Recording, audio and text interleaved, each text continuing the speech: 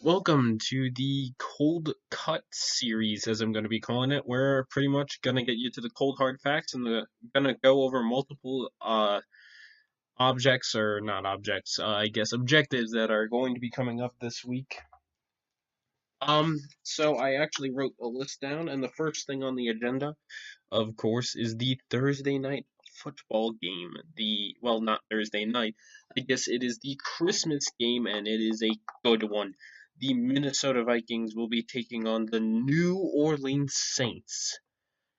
And right now, it is going to be a good match because, of course, if you don't know the history, I strongly suggest looking up the clip, the Minneapolis Miracle, as it is just, or honestly, every time the Saints got gut punched in the playoffs, guaranteeing 40% is by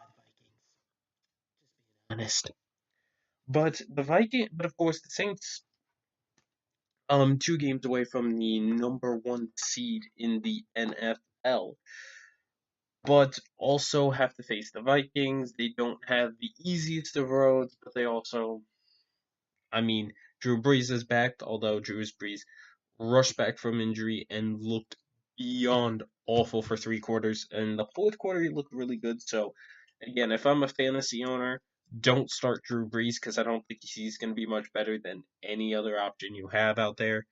Um, but looking on the Vikings side, Kirk Cousins played very well. I would say definitely use Kirk Cousins if you're in a fantasy.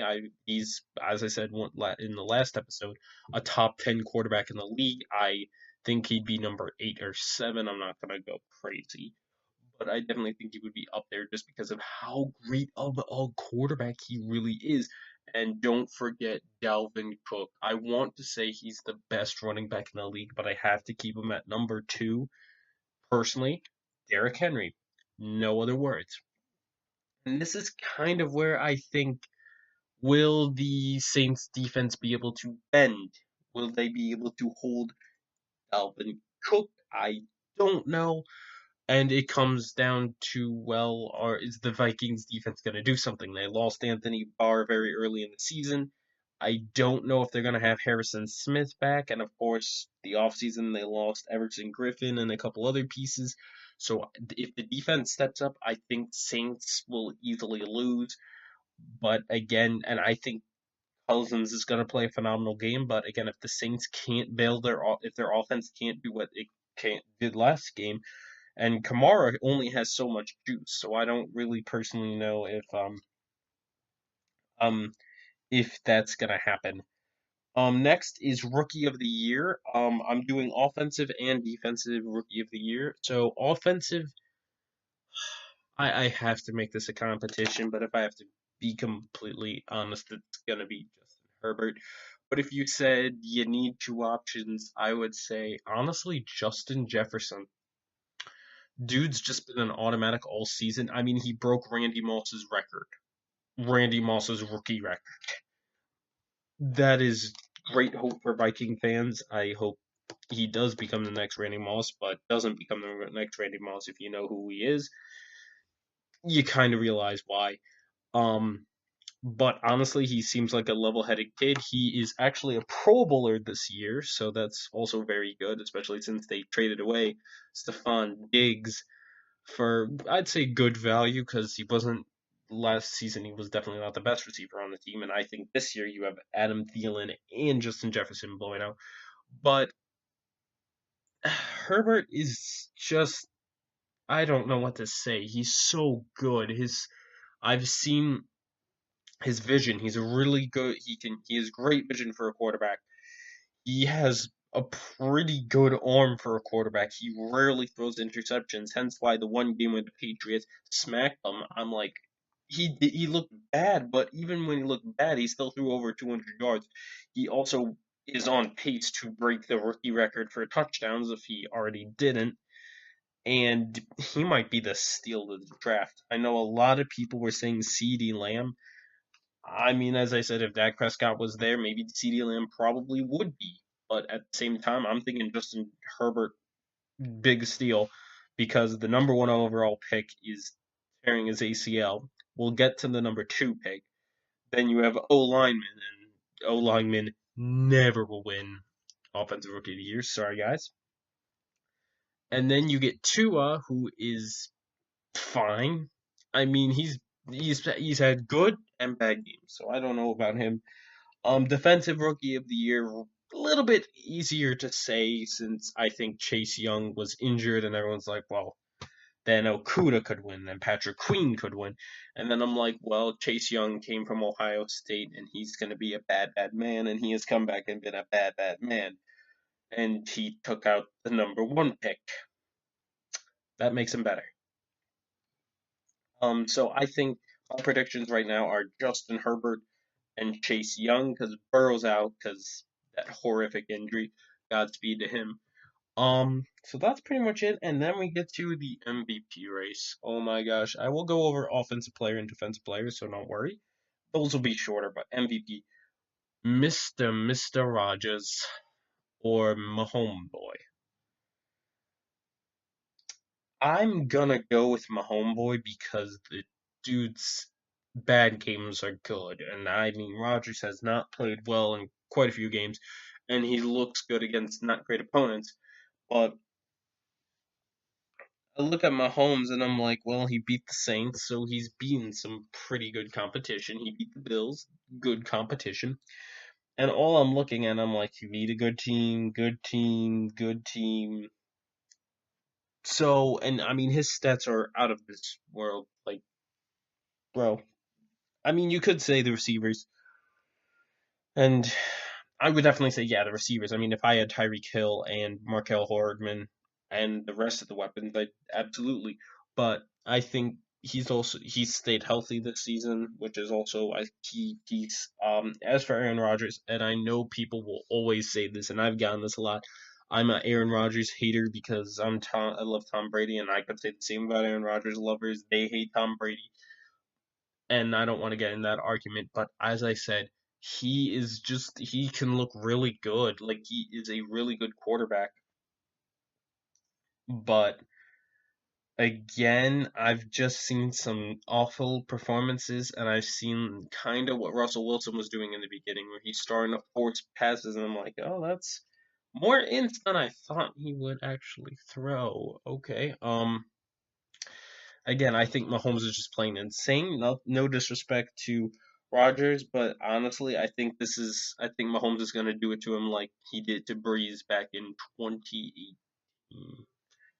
So that is it.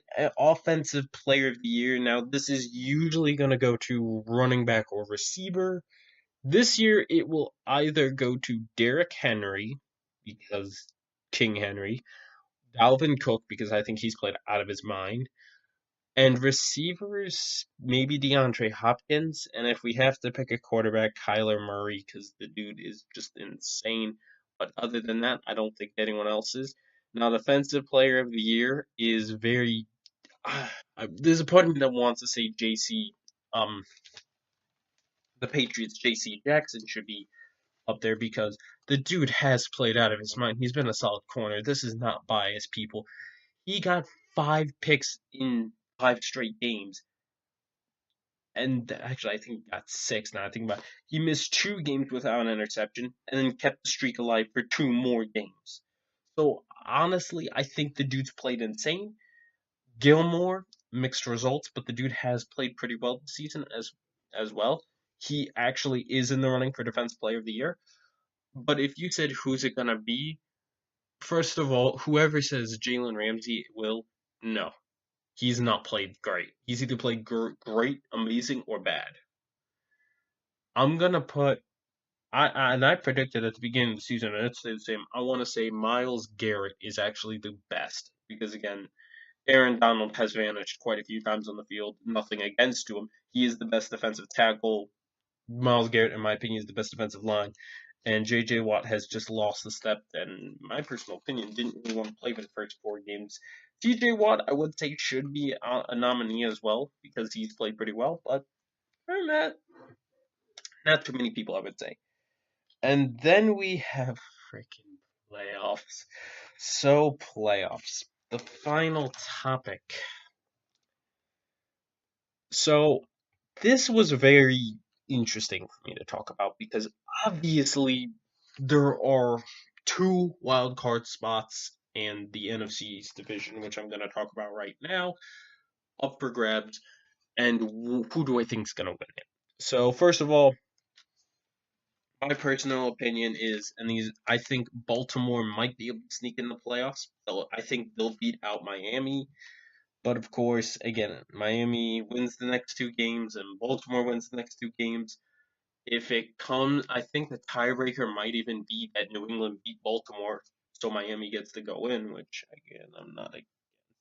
But I said before in another one of these podcasts that you need to win 10 games to get into the playoffs.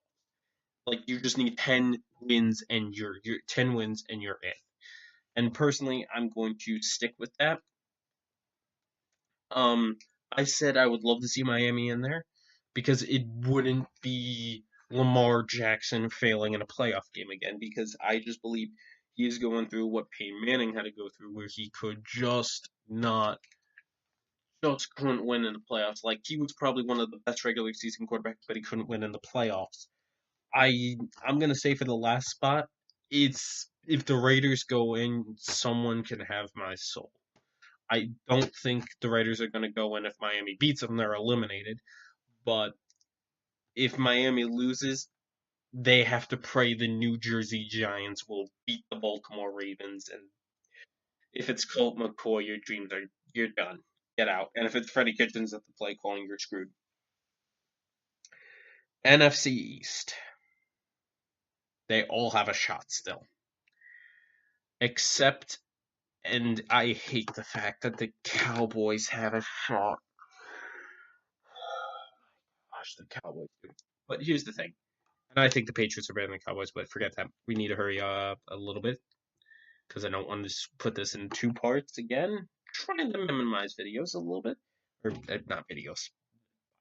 Anyway, Eagles, I think, will beat the Dallas Cowboys because I think Dallas has gotten very lucky, but now you're facing a good quarterback. I don't think they're going to win, and they have to win this game. They have to win the next game. They have to sweep, and Washington has to lose every game, which, personally, I don't think so. If Philly loses one more game, I think they're officially eliminated. If the Giants lose one more game, I think unless their entire division loses a game, they're done. But personally, I think it's going to come down to the wire. And my opinion is the football team. I really might want a jersey from them because I love this team as much as I love the Patriots, love the Seahawks, love the Browns. 3 favorite teams. Love the Buccaneers. My 5th favorite team is the football team, and I don't know why. Maybe it's because I love Alex Smith. His comeback story. He's one comeback player of the year. I'm not gonna even argue with that man. Um, I'm gonna say football team takes it, and for the last spot in the sorry to say NFC, oh boy, it's either gonna be Cardinals, Vikings, Bears, and that's it. Like, that's it. That's it. There is literally no one else who I dare even see come close to the postseason. And so yeah, that's pretty much it. Personally, out of all of those, I really personally would say the Cardinals or the Bears might make it in because again, I think the Packers will throw the last game away. The Bears basically have a win served to them this week. So, true enough, as bad as this team is, they can slip in. Cardinals, I think they have to face the Rams this week. So, I don't know. But anyway, that's all for cold cuts. Keep telling me if you like my content. Tell me what you want to see next, and have a great day. Stay safe and stay frosty.